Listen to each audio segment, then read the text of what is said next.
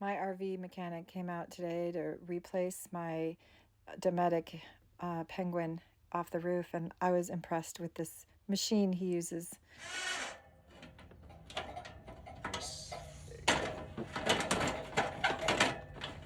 Ready?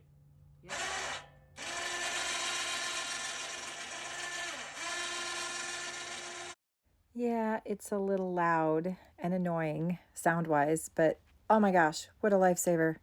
Time saver, back saver. It's brilliant.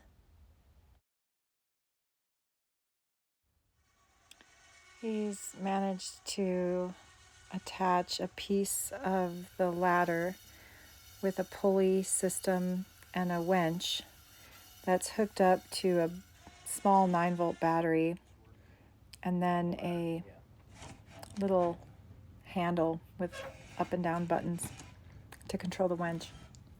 It's pretty cool.